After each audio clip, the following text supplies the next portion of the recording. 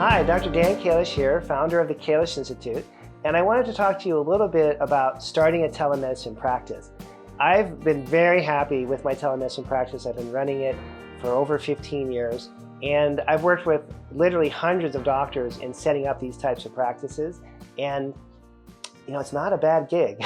You get it's low pressure in some ways. You're talking on the phone. You're really helping people in a deep and profound way, but it's not as stressful as being in your clinic full time. So whether you're going to go full time to telemedicine or you want to do this part time, I think it's a really great career move for people that are new in practice and want to be sort of on the cutting edge of the technology, which is all obviously going towards telemedicine. Or if you're older and you've been in practice for a while and you don't want to be running around your clinic constantly, it's a really great opportunity, I think, telemedicine is, to change things up and have a profitable and easy to run clinical situation without having all that overhead that we would associate with a brick and mortar business.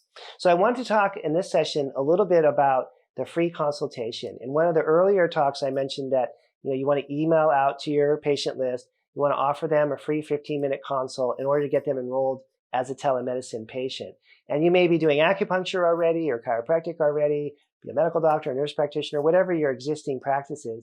Now that you're doing this telemedicine endeavor, you want to change things up a little bit and make it fresh. And so there's a couple of key questions you want to ask people during this interview. You don't want to diagnose them. You don't want to treat them. You don't want to offer them real services. And it's very tempting to do that.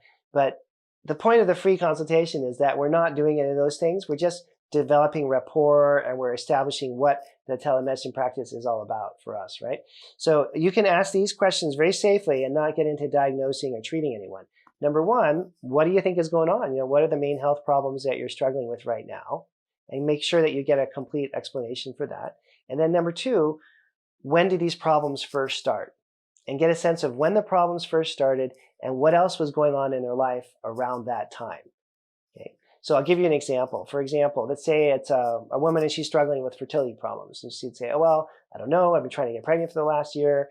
And this has just been a horrible experience. And then you would say, well, okay, was there ever a time before that in your life when you had hormone imbalances? And she'd probably say something, oh yeah, when I was in college, I played professional volleyball for a little while. And, I actually almost made it to the Olympics. And I lost my period because I was so athletic. I was working out so hard. Okay, well, so there's a problem there.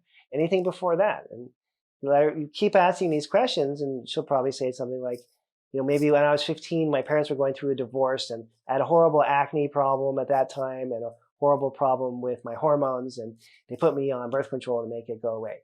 So you've gone from a woman in her 30s who's struggling with fertility to understanding that this problem started, 15, 20 years ago when she was a teenager.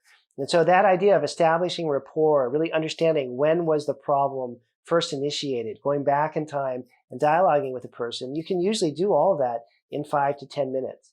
Once you've got that understanding of when the problems first started and you have a more comprehensive view of the overall issue, again, we're not diagnosing anything, we're just doing a history here, then you want to make sure that you tie back that period when the problem first started, let's say going through a divorce when I was a teenager, to the fact that that is directly related to stress and stress hormones. And then the last 5 minutes of the consultation, you can say, well, it looks like a lot of your problems are related to stress.